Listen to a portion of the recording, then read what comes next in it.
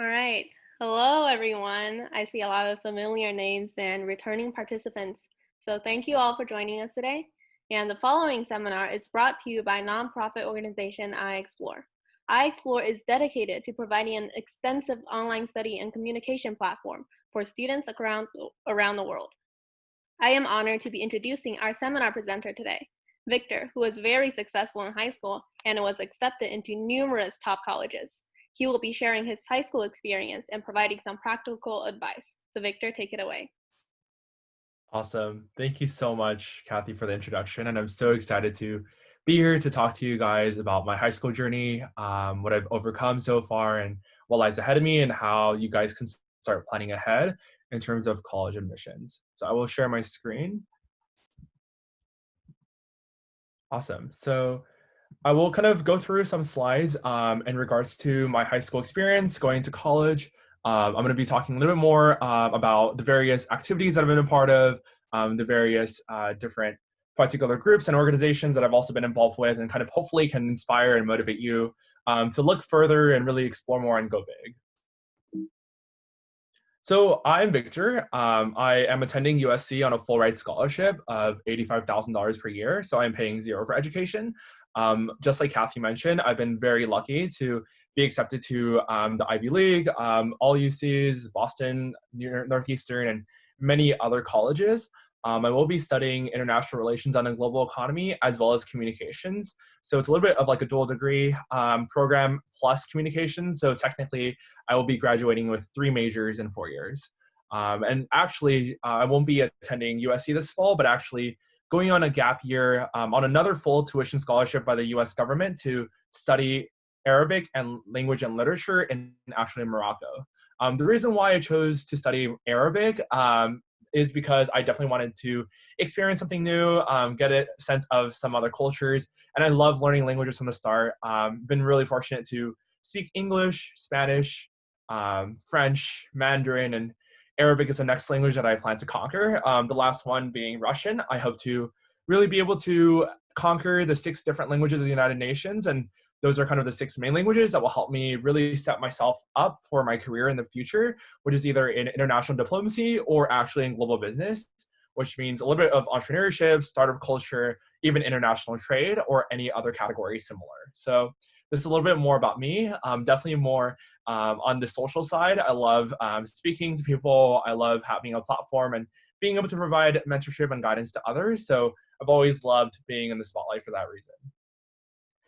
So in the next slide, I definitely wanted to kind of talk a little bit more about who I am. I'm actually the brother of a current Troy student named Eric Yee.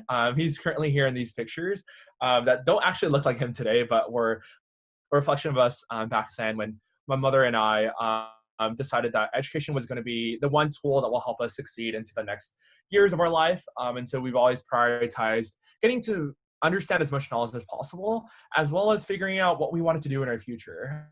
I think a lot of you guys may be kind of exploring various pathways. I'm sure there are so many different organizations and clubs on campus at Troy that you can jump into, dip your feet into, and kind of figure out like what kind of resonates best with you.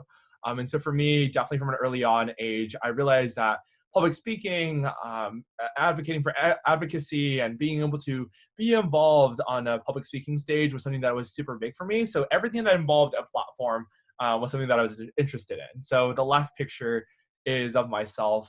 Actually, when I used to dance professionally, when we attended various performances, I loved being at the spotlight, singing, dancing. In middle school, I also did show choir, where I was fortunate to be the president of the choir, and we kind of went around the world as well on that tour. And in high school, I've been in orchestra and in various other organizations that kind of helped me really realize that like my voice was going to be super important and influential. And the only way for me to really affect change is to actually speak up and be at the forefront about it. So I definitely wanted to kind of go through my presentation. A lot of my presentation is actually through pictures. I believe that pictures tell a lot more than just words on a page. So definitely bear with me as I kind of explain the various components of where I was or what I was doing at parts in time. So in this slide, I definitely want to talk a little bit more about the organizations as well as the various commitments that I've done throughout high school. The main ones being, as you know, FBLA, or Future Business Leaders of America, was something that was very big for me. Throughout my high school experience, I was very fortunate to serve at one point in time on the national council in my junior year of high school, and it actually placed in sophomore year in the state, and I actually went to nationals in Baltimore in Maryland after my sophomore year to compete in the event of climate service. I also was super involved and founded my entrepreneurship club on campus. I also started my own nonprofit, and as you see on the bottom left corner is where I spoke to 1,000 girls at a teen girls empowerment summit here in Los Angeles, where I was able to present and actually co-host the summit. I also did a bit of mental health research where I was able to present my research at Harvard University and then talk to various governors on actually creating and affecting change on the curriculums as well as the legislation on providing more mental health resources to college and high school campuses. I was also in the cohort of the International Baccalaureate, or IB, where I was able to study amazing knowledge and be able to acquire a global mindset during my 2 years of high school. And also, I really did a lot of speaking engagements across the world. So I talked a lot about change making, a lot about education equity, and how students can actually inspire themselves to make change from an early age so that they don't necessarily need a degree, they don't need years of work experience, but they just need the mindset and also the drive.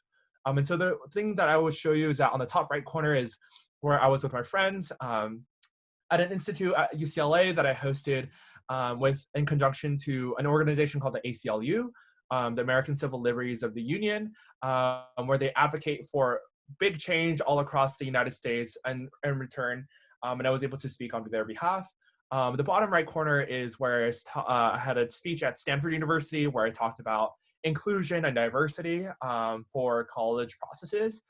The top middle corner was when I attended a summit at UNICEF representing California in DC, where I was able to talk to amazing people like Gil Cisneros, who's in our district, as well as amazing people that you would know, like Alexandria Ocasio-Cortez, amazing various politicians and philanthropists that were there to advocate for children and provide opportunities and equalize the playing field for all children to succeed from an early age. And on the top left corner is my FBLA career. I attended Glen A. Wilson High School, and so I was super involved in recruiting our members. At one point in time, we had 50 members in our club, which was one of the biggest clubs on campus. And we were able to really garner a lot of support during our time, helping students not really learn about not only the business side of the entire aspect of FBLA, but also help them compete and really figure out like what are their skill sets, from presentation skills to communication skills like I was able to gain, or understanding more of the knowledge-based curriculums through the various exams. So I definitely, in the next couple of slides, I definitely want to talk a little bit more about my nonprofit and hopefully kind of inspire and help you guys understand why I started my nonprofit in the first place and how hopefully that can inspire you to really start your own small project or initiative that can actually affect local change. Here are some of the awards that I've been really kind of fortunate to receive during my high school experience. I think I've counted before, and I've had about 40 different national and international awards, but these are some of the ones that mean the most to me.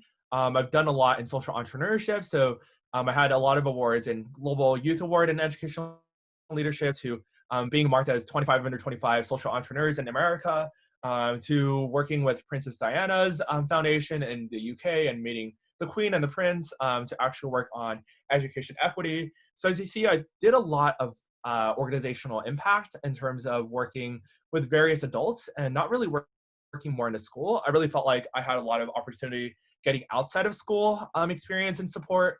I also was a lot involved in various advisory boards. I'm sure you guys have heard of an organization called Scholastic Magazine. I was an advisory board member for them. I was also on the advisory board for the National Geographic, as well as Earth Echo International, which is a very big Earth, helping the Earth organization for biodiversity, as well as protecting marine conservation. I also sat on the advisory board for the California Senate. So I did a lot of things in high school that really helped me propel my understanding of who I was and also what my place is in society. I think that it's particularly important for you guys as students to not only understand like what you will be doing in high school, but actually how that will perpetuate you as you go into college and actually into your career. That actually means a lot to you and how you can actually impact this space, rather than thinking of like where you want to go in terms of your dream job or career. As many of you guys are probably involved with, I was also the varsity captain of my tennis team.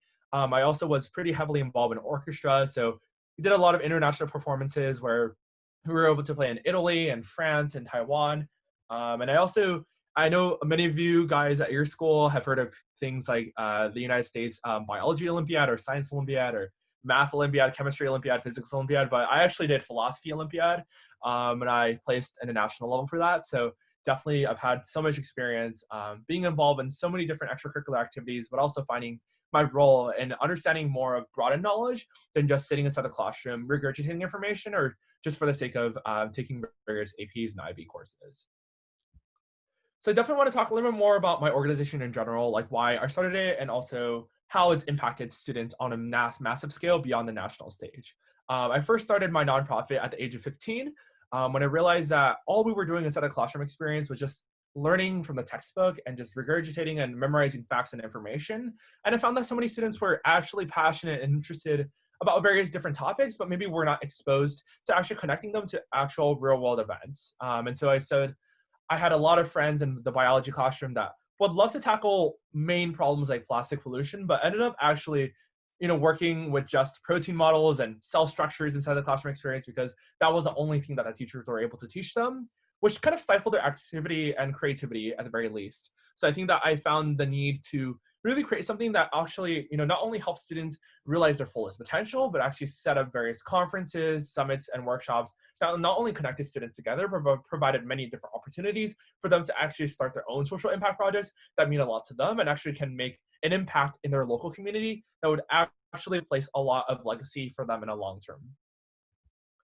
So here I was back in actually, I did participate in Science Olympiad at one point in time. And so there I was, and 9 years old, trying to figure out like who I wanted to be.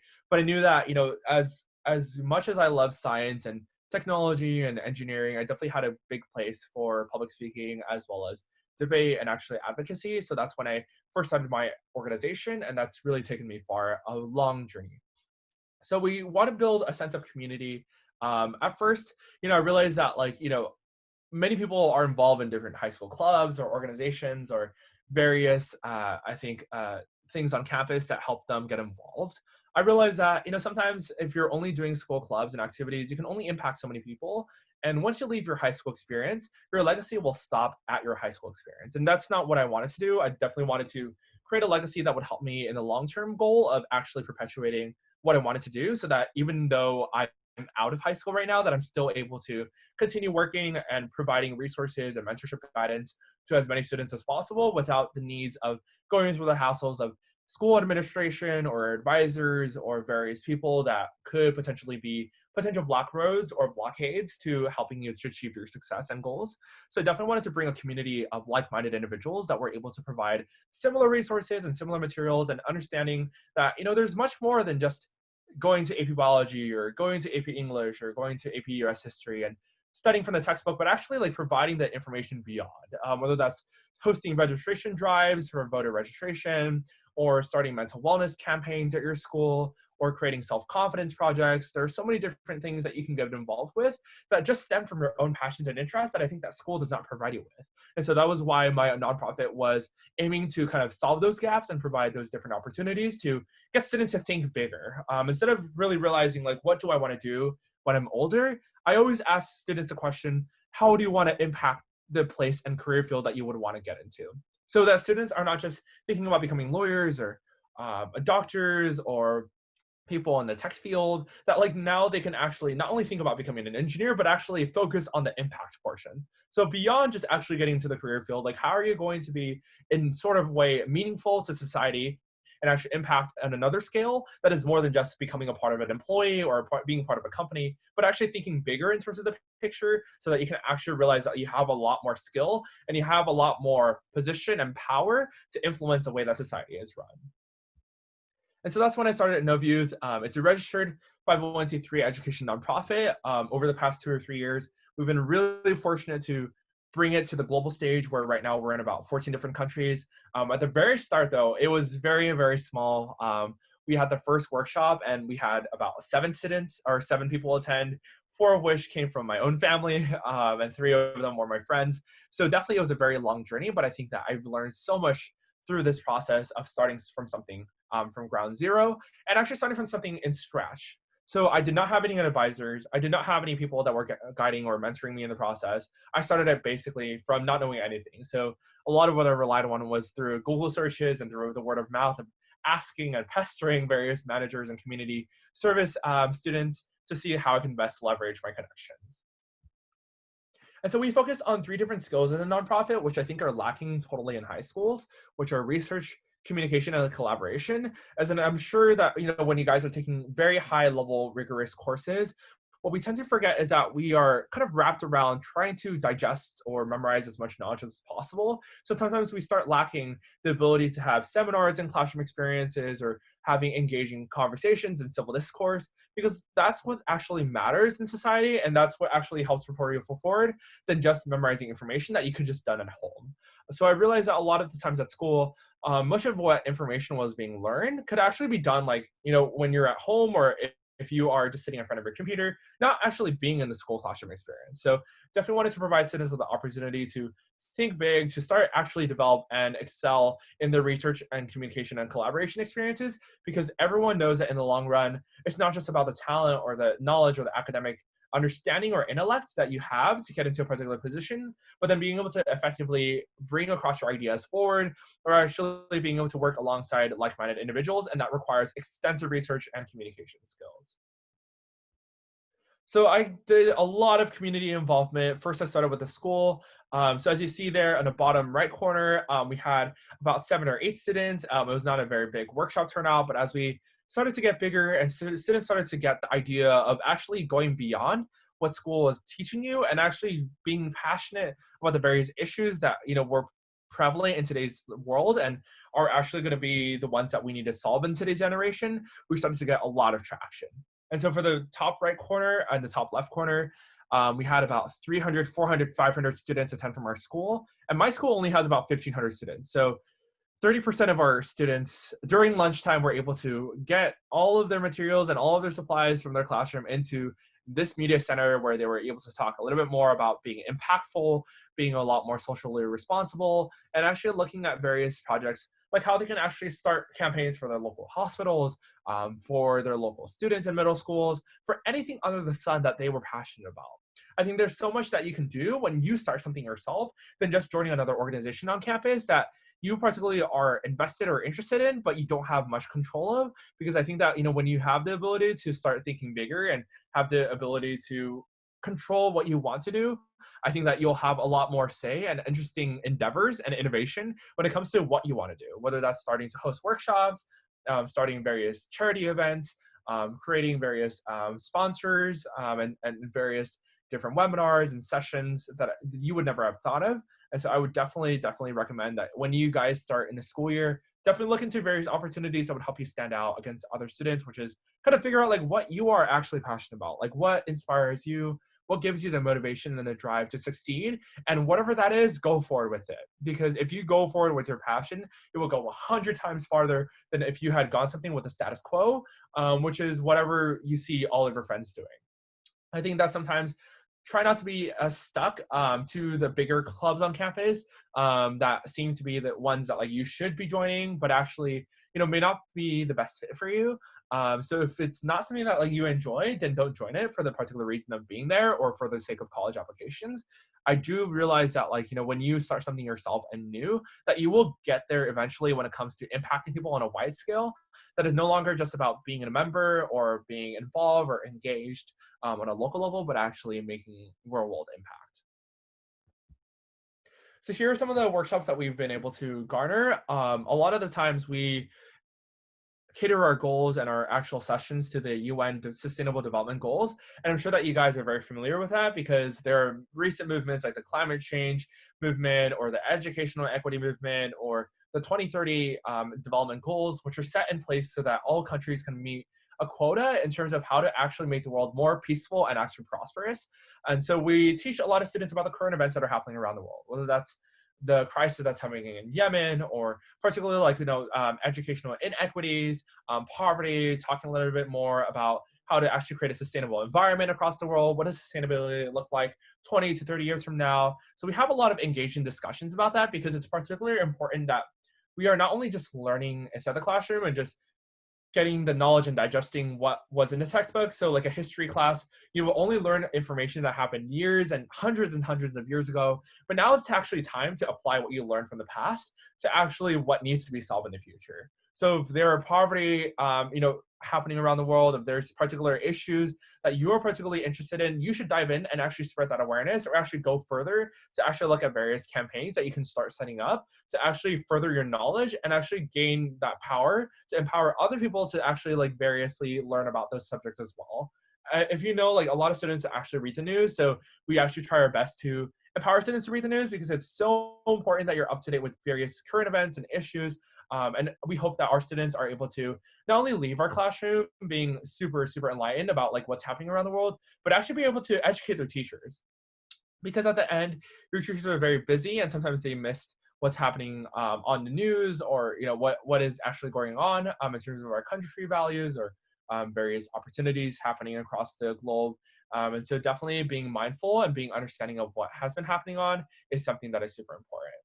As you see here, we started with our second workshop, which had about, I would say, 15 different students. By the third or fourth and fifth workshop, we were able to get around 150 people. So I would definitely say that like it was not like, it came out of thin air. And the first workshop I had like hundreds and hundreds of people. I definitely started small. And I did not have a lot of people to actually contact with. And actually, I could definitely tell the funny story that I was rejected about 15 different times trying to find a place to actually find a location to sponsor us and actually gain particular understanding, because at the end, like it was particularly interesting and helpful that we needed to find a place to sponsor us, to give us locations and settings, and be able to provide us with the opportunities for the next run.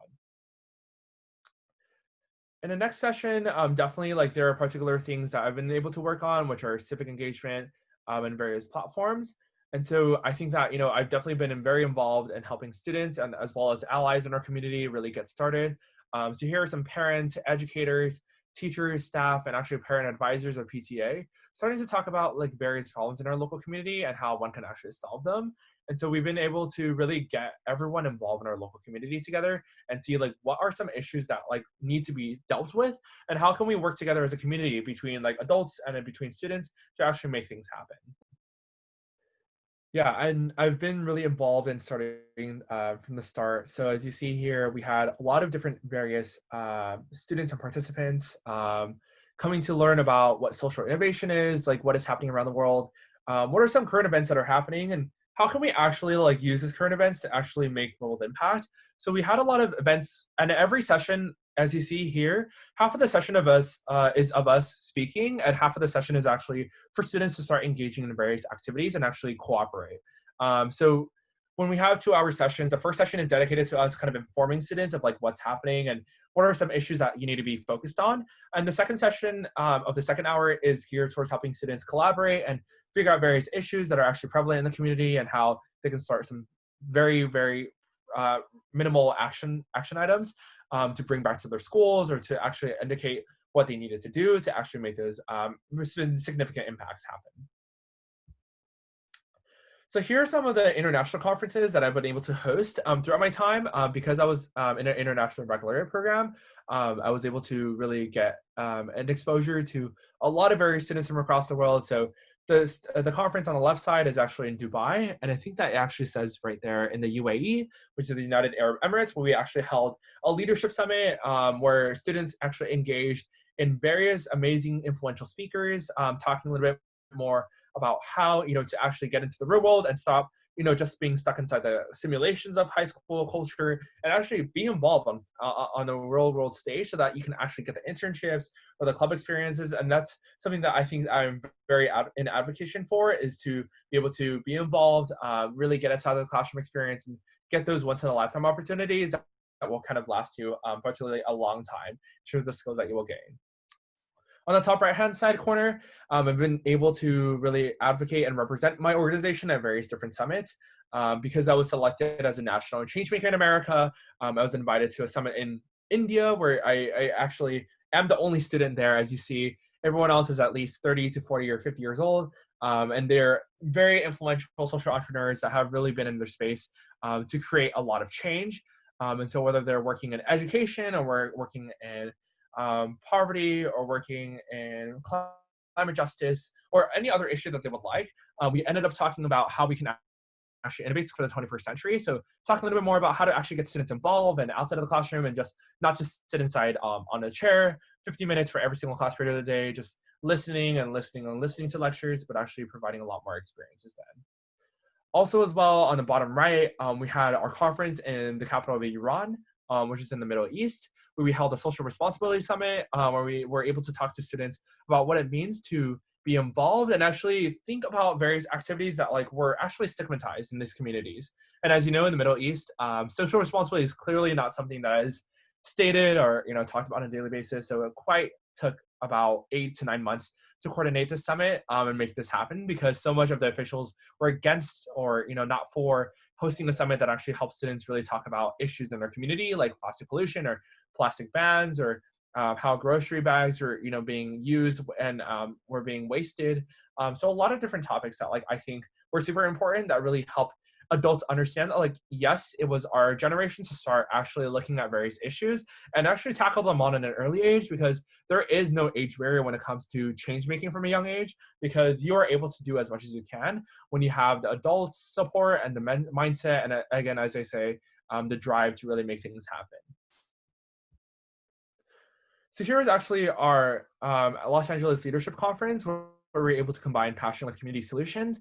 We help students actually facilitate different workshops and sessions where we understood like what needed to come out of students. So some of these students are 5th graders, 6th graders, all the way to 9th and 10th graders, where there were about 100 students that attended, learning about various impact initiatives like how to actually start your own club or start your own small project inside of school. Because I think that sometimes like when you're in school culture or clubs and organizations, you're maybe tied down by the advisors that you kind of serve, or the administration that have to go through in terms of funding or fundraising or trying to get through the barriers. And I think that sometimes it's particularly impactful that if you start outside of school, because you get to see that you're not only just impacting the students in your community, but now you're going bigger and you're thinking bigger, and you're able to work with more students and more adults from across your city and also your county. And so that's when we held our own leadership conference. Here are a couple more pictures about talking about breaking stigmas, talking a little bit more about what it means to be an entrepreneur, how to start early, what does it mean to start impacting people young. And so hopefully through these experiences, we are exposing students to not only be inside the classroom and be great students, but actually think differently, so that now they are change makers in their own way, and actually diving into various resources of understanding there is a particular problem in my community and no one is solving it, so I need to be the one that is actually taking that control. And I've been super grateful throughout these various experiences of meeting up with amazing people. On the top left side is where I was invited to the Teen Book Summit and speak, where I've met very amazing celebrities, as you know, of Serena Williams, all the way to Hillary Clinton, to Yara Shahidi, to various models. The woman over here, Deidre Fox, fought against her senators, actually passed laws for particularly in mental wellness. On the top right side, I was actually invited by the governor of New Hampshire to speak at a youth summit and talk about mental health stigmas, because I was doing mental health research at the time. And actually, I drafted legislation with him to actually provide more resources and funding for all schools across New Hampshire, where people were able to gain more access to nurses and counselors and psychologists at their schools. Because as you know, in California, actually, we are ranked 49th when it comes to mental health resources. So for your school or my school, you probably don't see as many psychologists, or actually maybe any nurses at all. And maybe the nurses actually are there once or twice a week, or maybe you've never seen them before. It's because like our state does not actually prioritize mental health as much as they're supposed to, because mental health is such a big component when it not just comes to helping students kind of thrive through high school experiences, but particularly when they're competitive cultures where really there's a lot of pressure going on and really people need the support that they need. And it should not be something that like people should look down upon, but actually as a way to really cope through the particular opportunities and resources that they've been able to kind of conquer throughout their high school experience. In the bottom left is where my co-founder and I were able to meet with our congressman and as well as our school district president, where we then actually struck a partnership and launched a campaign to start actually advocating for education equity and provide every student with an opportunity to start their own various project. On the bottom right side is where I've been able to work with various amazing leaders at UNICEF and provide opportunities for students overseas. And so that's when I've been able to kind of expand my work beyond the LA County area and as well as the US area. So far, our impact has about 70 team members in various 6 committees, partnering with more than 10 different nonprofit organizations and various counties of Department of Education. Right now, we're at about 14 different countries with impacting over 11,000 students. And we're hoping that by next year, we are actually expanding to 20 countries and impacting about 30 to 40,000 students by hosting various workshops and summits all across the world that are helping students to actually advocate and start their own projects, starting from scratch. And so here are some examples of just different partnerships that we've held with the Los Angeles County Department of Education. Because we were so credible and we had such an amazing turnout, we were able to partner with them on community leadership, how to actually write their first novel, and start telling their own stories, to actually civic engagement, which I think is very lacking, especially in American society. So these are some of the workshops that I've kind of started or been able to host that were in partnership with the County of Los Angeles Department of Parks. So as you see here, really, I've been super, super passionate and super into change making, which is all across the global goals. And I would actually encourage you throughout your high school experience to actually tie yourself into one of these goals, because not only should you be thinking globally in these goals, but actually acting locally. And I'm sure that one of your action items or one of your goals or particular organizations that you're part of will address one of these main issues, whether that's poverty or solving hunger, health, education, gender equality.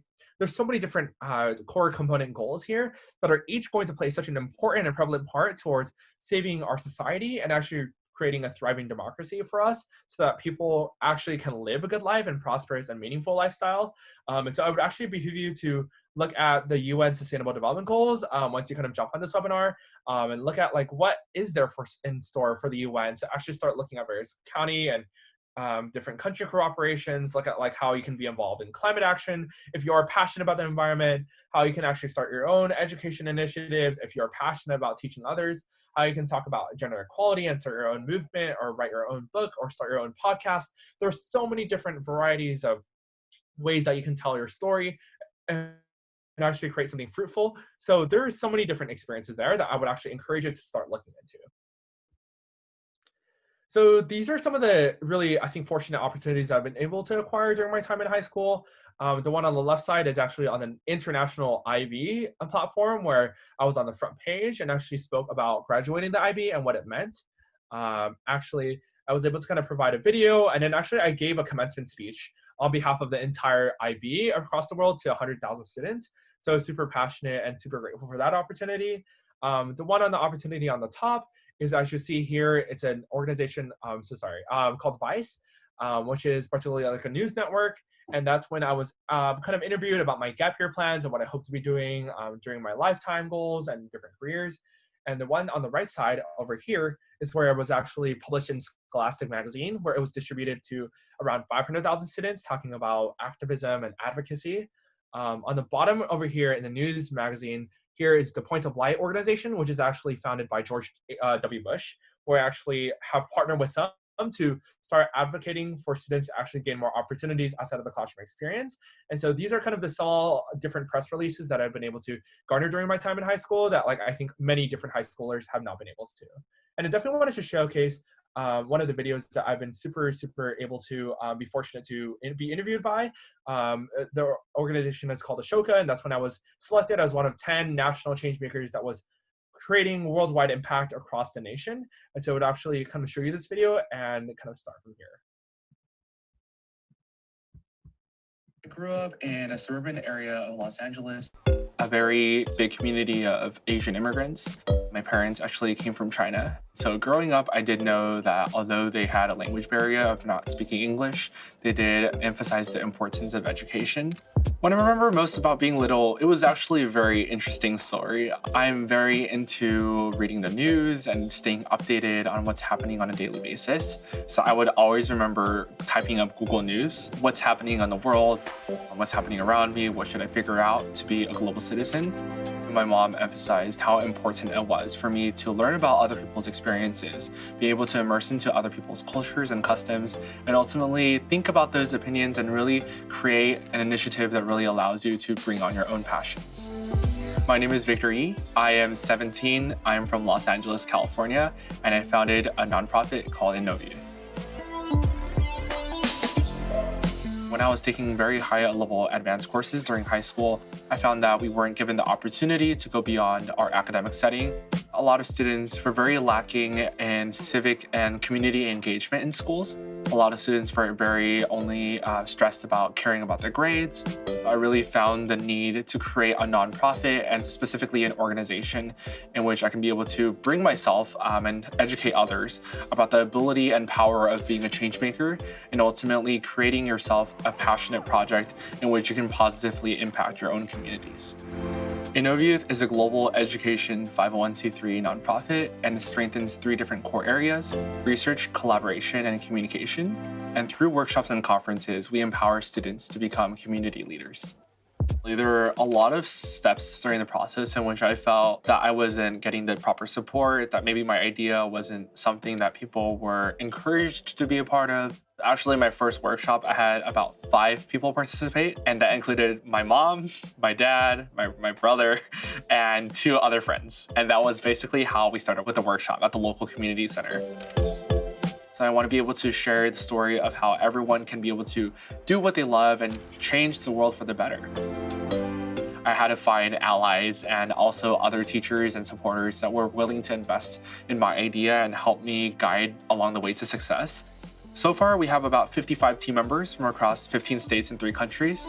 Our organization has impacted over 7,000 students directly, and that's through our workshops and conferences. It is very important for everyone to be a change maker because it is the society that we live in today, and especially when so many things are rapidly changing and evolving at a very fast pace, we kind of have to understand how to be able to demand and keep up and be adaptive, because part of living as human beings is not just going to school, but ultimately really changing the society for the better.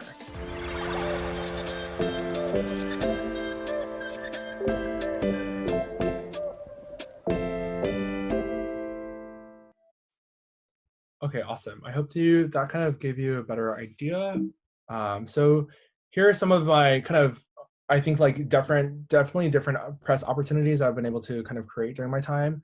And also I definitely wanted to show you guys another video of an Indian summit that I actually was able to be invited to, where I was speaking to people from across the world.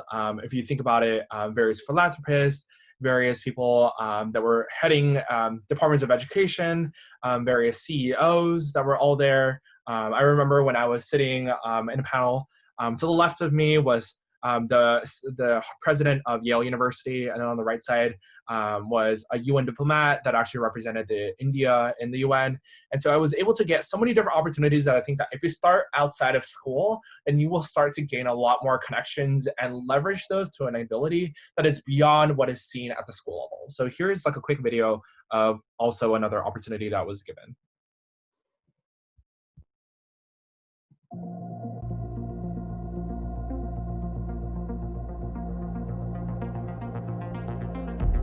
This is not a conference. This is not a time you're going to come and just hear a bunch of lectures or presentations. You're going to have a good time, network, and go home and take away some few learnings. So what is in front of us, in front of all of you? What is the challenge? My name is Mahika Halapeche. I'm a 17-year-old from San Jose, California. My sense of identity is really connected to the work, but I think a lot of these people have committed their whole lives to this, and so their sense of identity is really enmeshed with their work. I am the executive director of the Oprah Winfrey Leadership Academy for Girls in South Africa. A lot of people involved from different ethnical groups, from different regions from the planet, continents, countries, not to establish recipes, but to establish basic principles. It's amazing how many young people are here at the summit. So young students should be able to collaborate and work together in a space, and therefore then explain how can we best leverage our power to make sure that everyone has the power to change the world. And that's exactly why I'm here. We are the sport, movement, and games change team. Woo! Woo! Mark Schwartz. Brashor Goyal. The possibility of coming to this summit and actually the work that will start from here on, network that can co-create better solutions. I think that is the ideal framework. Let's do something phenomenal. Let's do something absolutely spectacular. Let's do something so cool that we go back to our graves really, really happy. Really, really happy. Thank you and welcome.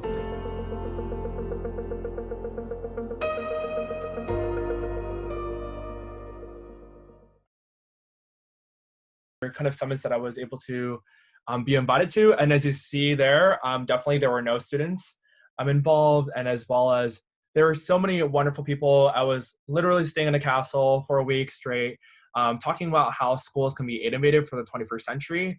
And it was such an amazing experience. I think that when you really start to gain a lot of experiences and opportunities outside of school and actually get to be passionate and interested about the work that you're doing, you will start to realize that there are so many doors of opportunities that are available for you as long as you kind of push forward and start something that is yours and something that is yourself that you can actually take on and carry on even past high school experiences. So that I would definitely encourage all of you to start looking into your various passion and interests. For me, it was education equity, so that's why I started my own venture. But I would behoove you to actually start looking at various projects, various small initiatives that you can start, whether that's from the local city to all the way to your local county. Get involved with the library, get involved with the community center, get involved with the various schools, talk to your principal, talk to various community leaders and influencers, and start to understand like what are some of the biggest issues that need to be solved in your particular community that only young people can actually start. Because as you realize now, young people are the only hope for our future, because the older generation has really had their chance already.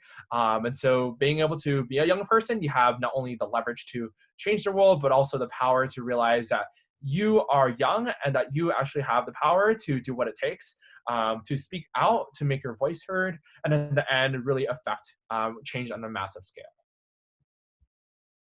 So I definitely wanted to show a couple of pictures of like how amazing my journey has been, because definitely I started from ground zero. So literally I was really, just a regular student all the way until junior year. At the top right corner, I was invited to a conference with Mark Zuckerberg, the CEO of Facebook, to talk about a conversation. And then we actually met with him in person later on and had dinner. The top left corner is actually the head of the IB across the world. And so I had lunch with her to talk about social innovation and what education looks like, and how IB is actually preparing students for university. The bottom left corner is where I was involved in orchestra, and that's when we actually performed in the Pantheon, where the Pope was located, and we were able to really play for powerful, powerful cardinals and people, and really had an amazing experience there. The bottom right one is the India conference that I was talking about, so meeting with 3 other young people from across the world that were doing change-making activities everywhere, and seeing that there was such a multitude of impact that young people were making if they came together as one. So even though this is a very small, tight-knit community of social entrepreneurs, there are so many young people around the world that are doing just the things that I am doing that are actually profoundly impacting the world on such a different scale in their own countries or in their own counties or provinces or cities. So definitely I've seen a lot of different various groups and have connected with various amounts of people that are actually making such a drastic change in their local communities. And actually something that you might find super interesting is that on the bottom middle or center is where I'm posing with 2 older people along with my teacher. The woman on the left is actually Jeff Bezos' mom, and the one on the right is Jeff Bezos' dad.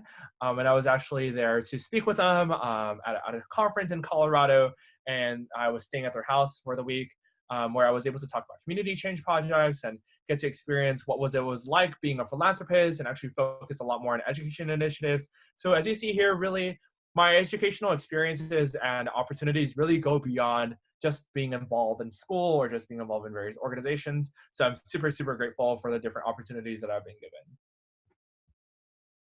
So I definitely have some clear advice before I wrap up and kind of be able to answer some of your questions. The first one is that you should definitely make the most out of everything. I know that, particularly right now in the coronavirus situation, it might be really difficult for you to really decide, what is the best for me or how can I actually leverage, what I have as of right now. But I definitely would encourage you to start thinking about what you've been able to have during your time in high school, what kind of connections that you've gained or organizations, and actually like what it means to actually start to gain more traction. So talk with your friends, being able to think about like ways to actually solve different community issues, whether that's with masks or with different things that are unrelated to actually the coronavirus as well. just being able to think about more of your community would actually be very helpful and fruitful in terms of actual impact. And actually, what I realized is that really nothing is impossible. I am from a city of 60,000 people, and I come from a school that doesn't really provide me with many opportunities. So me being able to go to the stages of meeting, people like Mark Zuckerberg or Jackie Bezos, or speaking to players from the Cavaliers or the Utah Jazz, or people from Lakers, meeting amazing CEOs all across the world, shows that really nothing is impossible. And I think that you really should treat everything as a luck draw card, and actually like move your mind forward to actually think like, how can I actually get to the goals that I want to set, and actually set high goals for yourself. Because when you set high goals for yourself, the lowest that you can always get is always higher than if you had not set that goal at all. And so I would definitely recommend that you would set the goal that really nothing is impossible and have that mentality. Also, I think one of the mentalities that I also want to bring upon that is not on this slide is that really, if every opportunity is an educational opportunity and not actually a failure, then failure is not existent. And so for me, if there are mistakes that I've done in my journey, they're all contribute to educational opportunities, right? Because at the end, everything is a learning period.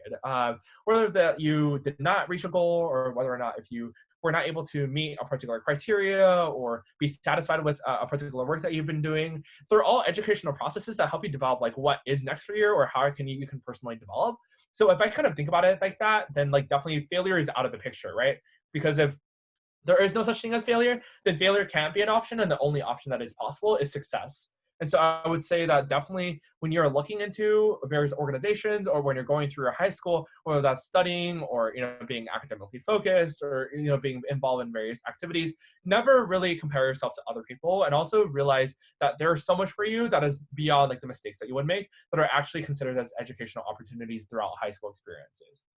The last one I would say is actually leverage your connections. As you know, you go to very amazing schools, you have amazing resources, you've been able to garner amazing teachers with amazing networks of styles and students and friends all across around you. So definitely keep your friends close and start to brainstorm different ideas and talk and bounce different connections with them. I think it's particularly kind of important that like this is such a small step, but actually super important to the way that you actually can start your journey. Because I think that you have your connections right in front of you. Your friends are right, not too far out from you. You may have calls with them on a daily basis. You might text them, you might message them. So why not just talk about different issues that are existing in your community and start actually focusing on actual impact? So definitely like those are some opportunities and advice that I would give to kind of best leverage that impact. So I hope that kind of provided you with some kind of fruitful experiences that would kind of help you understand what you want to do in your life, and also how you can best leverage your high school experience.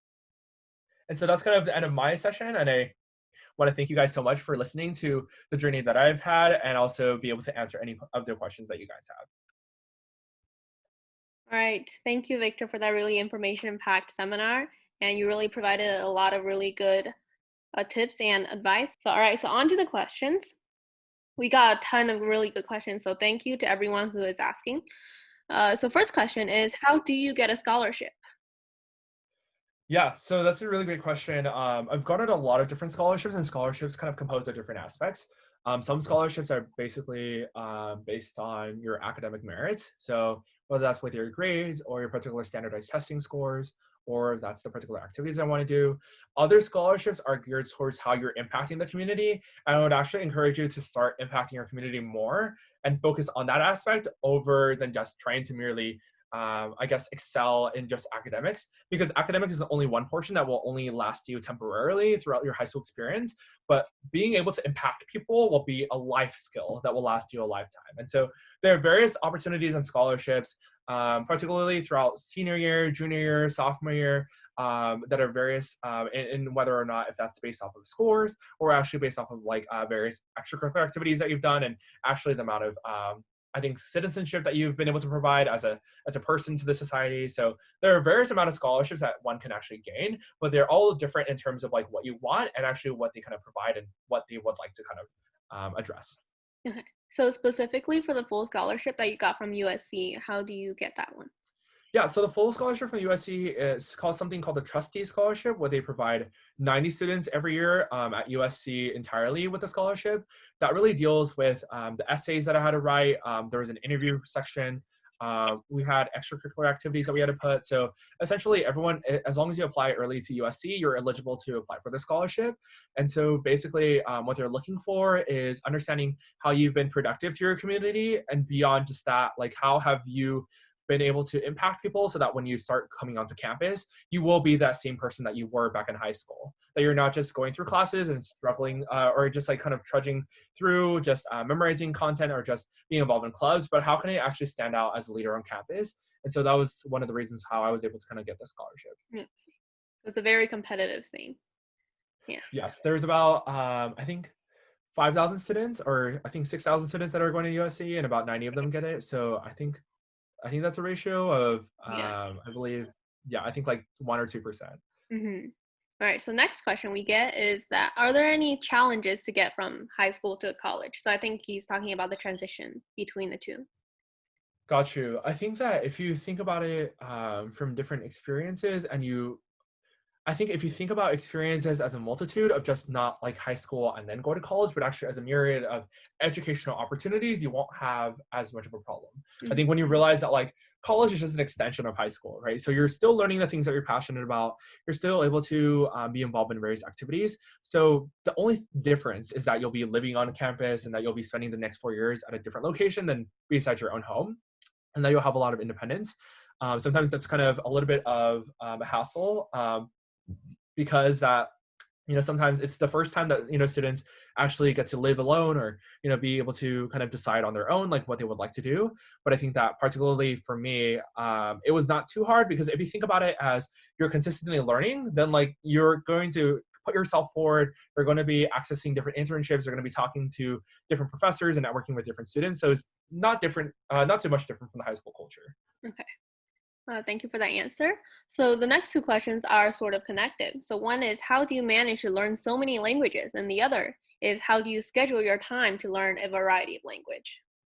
Yeah, that's a good question. And I'm super glad that whoever asked that, because I think that, so many people don't really, I think it's probably not a big thing that people love learning languages, but I think that language learning is super important, because when we are going forward 20 to 30 years from now, everything will be so interconnected.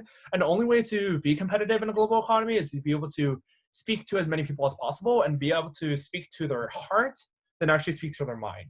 And what I mean by that is that if you speak English, of course, many people from around the world speak English, but if you speak to it in English, if you speak to another person in English from another country, you won't be able to pick up, or actually connect with them on a deeper level than actually, being able to speak their foreign language.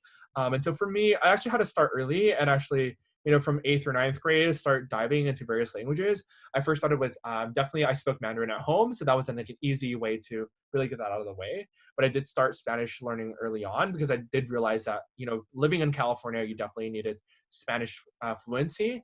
And so I was able to start learning from middle school. I did a lot of self-studying.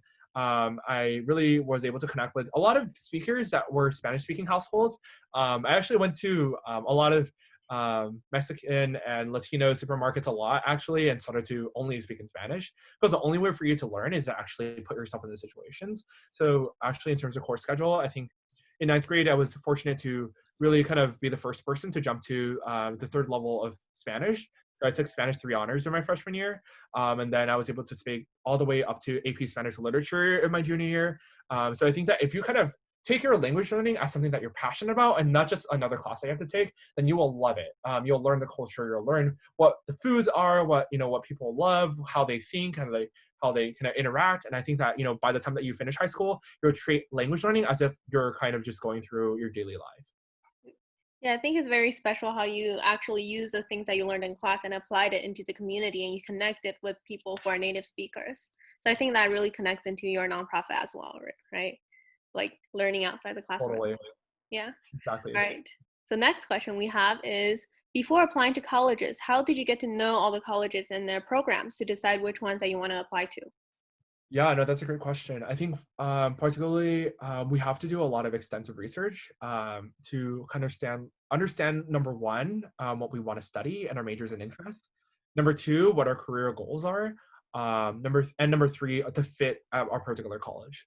I think a lot of students kind of overlook the fact that like they're applying to a range of top tier universities, but at the end, like it does not fit their particular mold of who they are. So then when they actually end up at university, they actually are unsatisfied or actually sad or not happy with the way that their environment is, even though they're at an amazing university with amazing resources and amazing students, it might not be the entirely fit for them. So I would actually encourage that, I can definitely send some resources to Kathy, and Kathy can definitely redirect it to the rest of the group. But I think that there are a lot of different resources on YouTube specifically.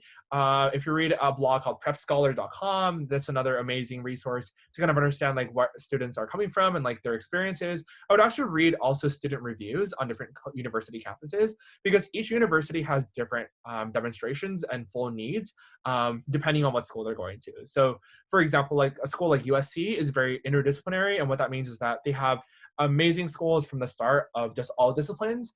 And so actually USC is the only school that has 8 mega donors of over $100 million to different schools. So they have an amazing medical school, an amazing engineering school, an amazing film school, an amazing international relations school. So being able to kind of understand like what the school is strong in is particularly important, because you just don't want to go to the school for the brand name, because at the end you're going for the resources and you're going to be kind of out of college to go search for employment. And the only way to be competitive in the process is to actually gain the most resources possible. So you want to start looking early and start looking up things like, best universities for fit, best universities for this major, or actually look for like best summer programs to kind of go to, or best ways to kind of spend your time during the summer. So kind of like small searches like that. All right, thank you. And so our next question is, what if you don't, it's pertaining to research. So what if you don't get the answer or result you want when researching? What would you do in that situation? Yes, I think that's maybe talking about like research as in like actual research. And I think that when you don't get your answer, it's totally normal. Many students don't actually get into research too much, because people that are scientists can't even get answers sometimes as well. So it's totally fine. I think it's the process that you learn and the investigative kind of process that you've kind of undergone working alongside various allies. What I mean by allies, there are people that are supporting you. So if that's like research assistants or professors or educators or anyone in that field that can provide you with resources, and actually just the mindset in general will help you in the long run. It's great if you can be able to find something that you can solve, but it doesn't mean that it's the end of the world if you cannot be able to solve something. All right, thank you so much. That was a great answer. So our next question is, this one is only if you're okay with disclosing that. Could you share your GPA and SAT scores? And could you also share the names of the schools that you were accepted into? Got you. I guess like I definitely don't want to kind of disclose it, because I think that definitely I don't want the pressure on you guys to really know that like it's like a big deal. But I think that as long as you're in a ballpark of, let's say like in the top like 5% of like your group, you're really honestly competitive. And I think that definitely like what's the best in terms of your GPA or what's the SAT. What's best when it comes to class selection or course selection. And I think that also as well, it's super important that you do not compare yourself with other people, because when it comes to the college admissions process, you're being compared to yourself, your background, the amount of information and research that you've gotten, and also the amount of attraction that you've been able to give throughout your high school experience, because every person lives their own life, right? So every person has their own different parents, everyone lives in different parts of the city. So there's going to be different factors that will differentiate. So do not kind of consider that as part of the factors of trying to distinguish yourself or try to like up yourself from one another, but actually being the best of yourself. So I would say like, try to, definitely aim high, do the best that you can in terms of academic rigor, take as many high level courses as possible. I can definitely mention that like I've taken over, I think 20 AP and IB courses during my time in high school. So definitely like put your foot in and start doing as much as possible without overloading yourself at the same time. All right, thank you so much. Yeah, and this next one is kind of connected to the last one. What would you say is the most important part of the college application process? Would it be the grades, extracurriculars, or the essays, or anything else? Yeah, I think particularly, honestly, in my opinion, what's most important in the application process is the soft skills that people can gain. So it's definitely like the amount of extracurricular activity and the impact that you've been able to make, not the number. Number two, the essays that you've been able to kind of write and the compelling statements that you've been able to give. And also, honestly, the letters of recommendation that will really push you a long stretch of a mile. in the long term, when you go to competitive schools and you really go to high schools where a lot of people are doing amazing things, numbers only become another just small factor in this admissions process because everyone can just see that from a small paper, but no one can copy your story or no one can copy how you've been able to kind of garner your life or, live your life by a particular mission. So I would definitely say that essays, extracurricular activities, the impact that you've been able to make, as well as letters of rec, are going to be super, super core components, especially in this coronavirus situation for the next year when it comes to really a lot of scores being canceled or a lot of various GPAs being skewed, that I think that it's going to heavily rely on your essays and who you are as a student to help being, an effective and actually impactful person on their own individual college campuses. All right, thank you so much. So our next one is more of like a personal question. So will you tolerate people who have different opinions than you? Definitely. Oh my gosh. Yeah, no, I don't know how many times like I love having conversations with people that are definitely different than me. I love learning about cultures, and probably that kind of shows through my I think my excitement, or even I think my general encouragement to do language learning. In the language learning process, you will figure out that like, not only are you learning language, but you're learning the culture. And in different cultures, you learn different customs and different ways of thinking. And so the way that, people live in the Middle East, or the way that they live in Latin America, and their family values, or the way that like they perceive like education is totally different. And definitely there will be debates about that. And like, I definitely love politics as well. So definitely I would love to, with my friends anytime, like talk about political discussions, but I definitely am open for it, because the only way to actually affect change or actually understand how to provide people with the same understanding is if you can be able to have civil conversations that can actually lead up to understanding like one's perspective and how they actually concluded to that particular answer. All right. Yeah, that was great. So for those of you on the East Coast, I recognize that it's pretty late right now, so feel free to leave if you have to go to bed or something. All right, so our next question right here is, how do you spend your time percentage-wise on study and service? Got you. Yeah, no, I definitely try to do as much as possible during school time to lessen the amount of time that I have to spend at home studying or doing work. I think that because I paid heavily attention into class time, I spent less time studying overall.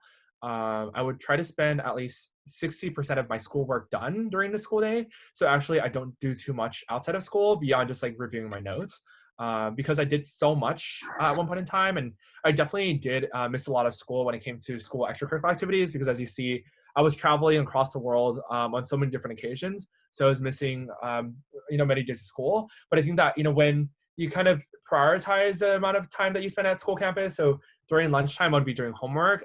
During break times, I would be talking to teachers about various resources and leveraging like how I can best like finish and complete assignments at an early time. Actually, I always want to do things early so that in case I have anything come up, then like, I can be able to best leverage and I guess help myself with that, academically. But I think that in terms of percentage wise, I spend about 10 to 20% of my homework time at home, and actually 70 to 80% on various activities.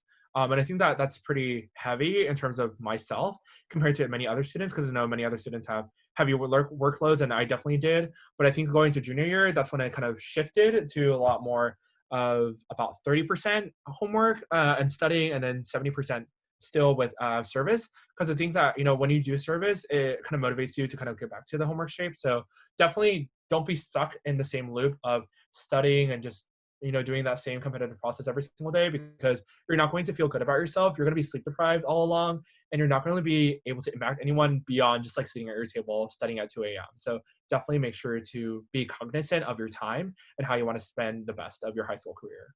Yes, that was great advice. So just real quick, we got a lot of questions, so if we don't get to yours, you can just scan the QR code that we had on earlier. Yeah, you can just contact iExplore Club, and then we will direct you to Victor, who will answer your questions.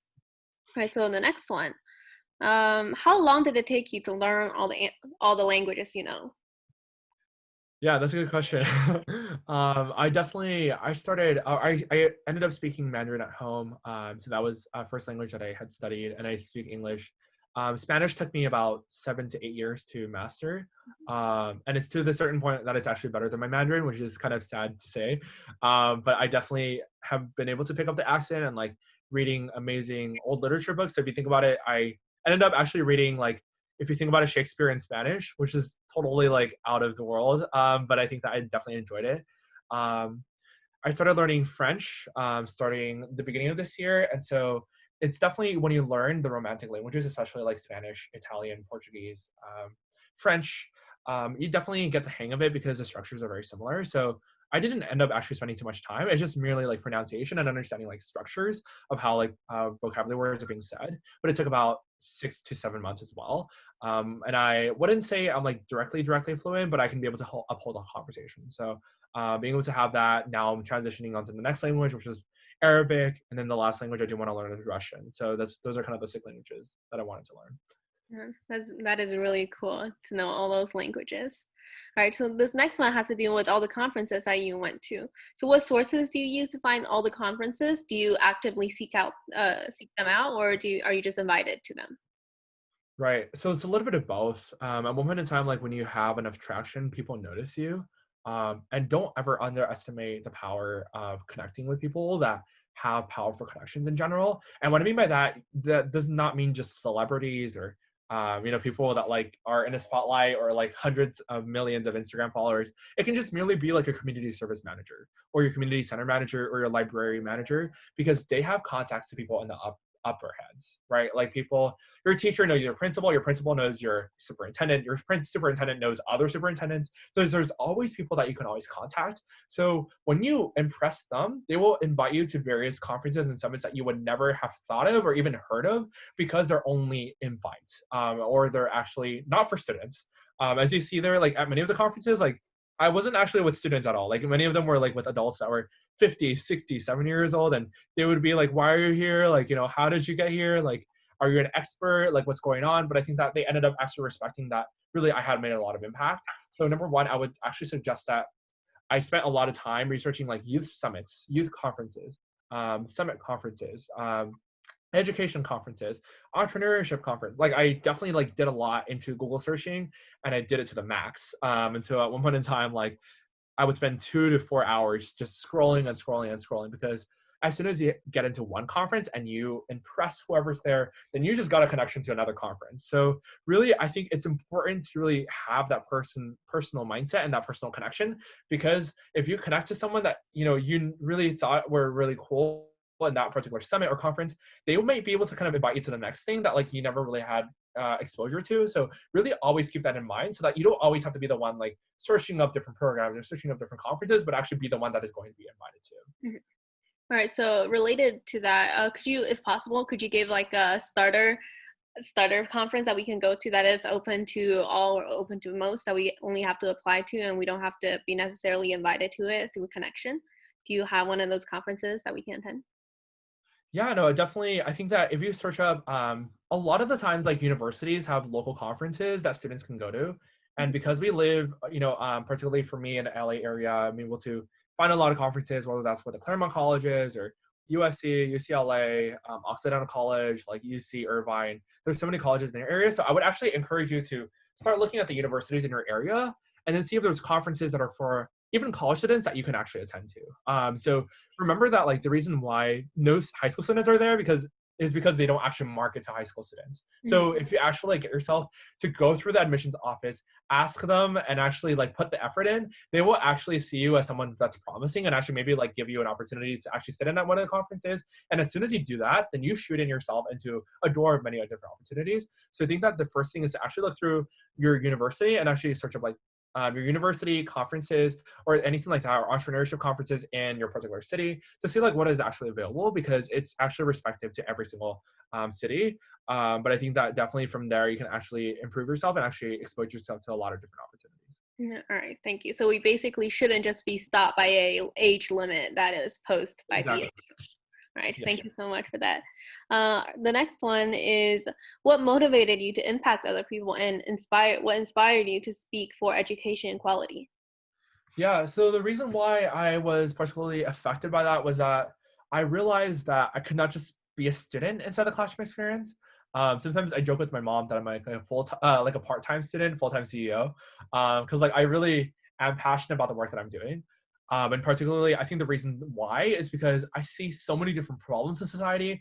And I'm sure that, for you, Kathy, or the rest of the cohort or the group members here that are listening, they know what problems are existent right now. Like climate change is every day.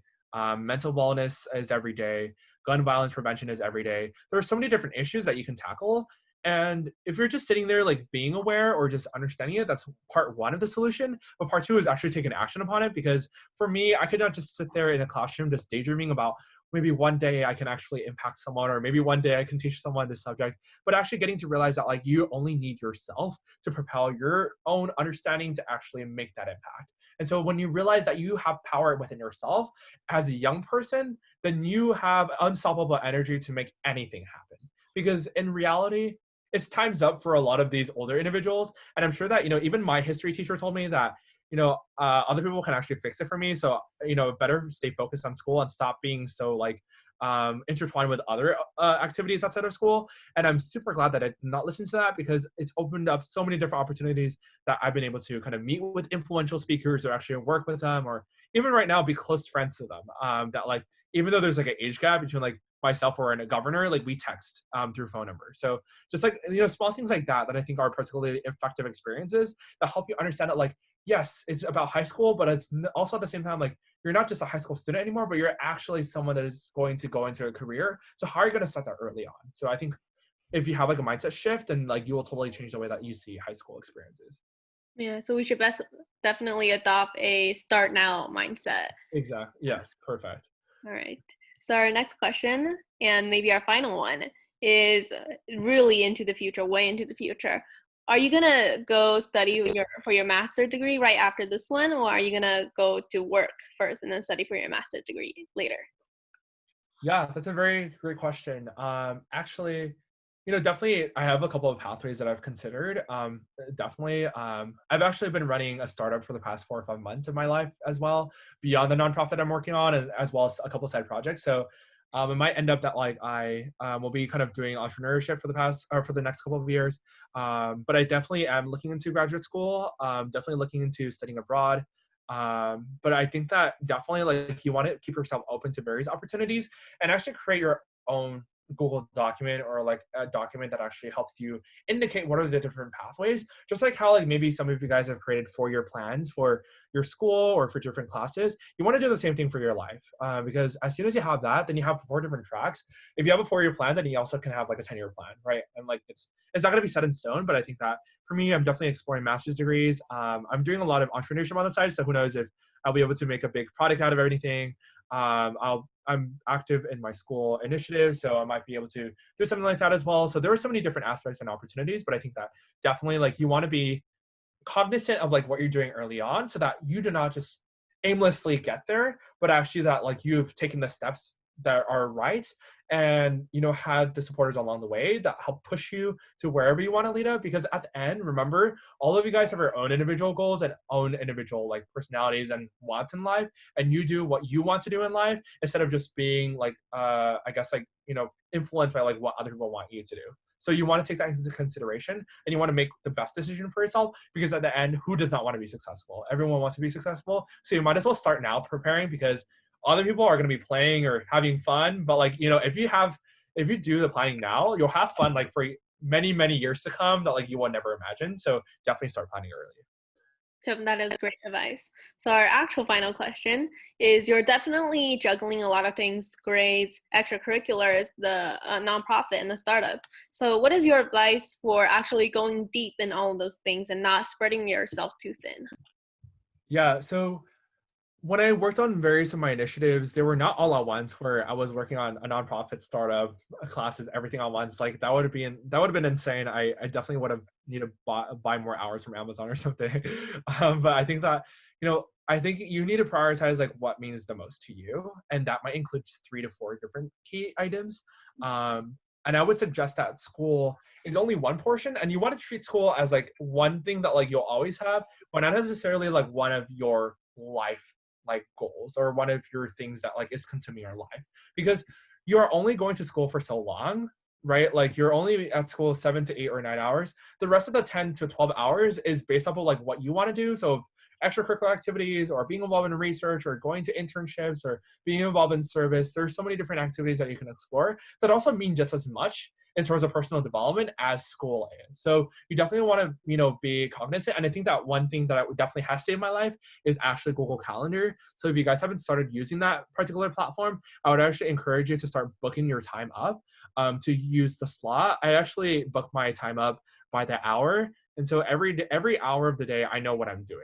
And so just for example, like today, the hour before, I was kind of relaxing and reading a book to kind of help myself gain knowledge. The hour before that, I was learning French. The hour before that, I was taking a break. So if you put yourself in different hour intervals, then you will be so much productive and actually like gain an understanding of like what you have done so far. Because if you write it down, then you will know like, the amount of kind of progress that you've made, and that will motivate you to kind of go forward so that you won't be trudging thinking like, wow, I have so much to do. Like, oh my gosh, like this is such a long mess. I have 10 different extracurricular activities. I cannot juggle them. Like at the end, you just need to figure out like how you're going to best leverage them and how you're going to hit two birds with one stone. So definitely like use planning apps as much as possible to help like decipher like how you can better manage like also your personal and academic life, but also how you can actually leverage your fun as well in life, because you also want to have fun. And so definitely like, go out, hang out with your friends.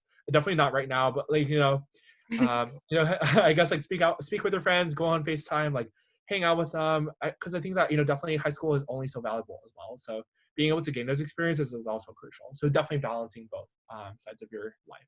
Yeah, that was really good time management tip and really good advice for procrastinators. All right, so before we go, can you just state your major real quick? Some of the students missed it. Yeah, so the major that I'll be studying is called International Relations and a Global Economy, as well as communications. So it's a little bit of a mix of that. Yeah, all right, thank you so much. So again, thank you so much for taking your time to give us this opportunity to listen to your journey through high school.